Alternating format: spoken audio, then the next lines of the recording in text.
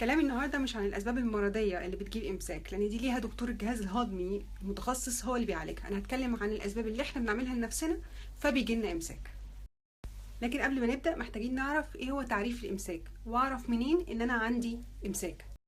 ان الواحد يلاقي صعوبه في الاخراج عشان مثلا البراز بيكون ناشف، او يدخل الحمام عدد مرات اقل. الانسان الطبيعي بيدخل من 3 مرات في اليوم لمره كل 3 ايام.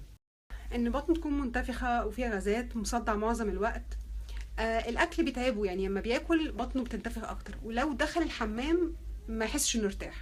لازم الاول نتعرف على القولون، ايه وظيفته في جسمنا وبيحب ايه وبيكره ايه، ومن خلال الحاجات دي هنعرف ايه اسباب الامساك وازاي نعالجها.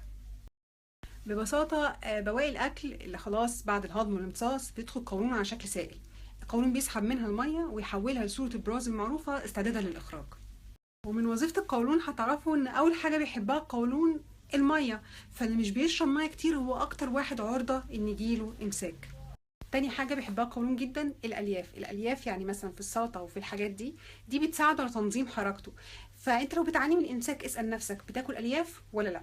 تالت حاجة بيحبها القولون الرياضة، عشان القولون عضلة، فلو انت بتعاني من امساك ومش بتتحرك جرب زود حركتك، يعني جرب اتمشى، هتلاقي تحسن جدا في الامساك. رابع حاجة بيحبها القولون إن نحافظ له على البكتيريا النافعة اللي عايشة فيه اللي بتفيد جسمنا. نحافظ عليها ازاي؟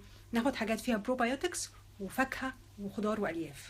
والعكس بقى، أي حاجة تضر البكتيريا دي ممكن تضر القولون فتجيب إمساك. زي ايه؟ زي ناس تاكل جانك فود كتير، لحوم مصنعة، بتاخد مضادات حيوية على الفاضي وعلى المليان، بتاكل سكريات وحلويات كتير. سادس حاجة ممكن تضايق القولون جدا هو الاستخدام الكتير الغلط للملينات بدون إشراف طبيب يعني. أول ما بنبطلها بيجيلنا إمساك شديد.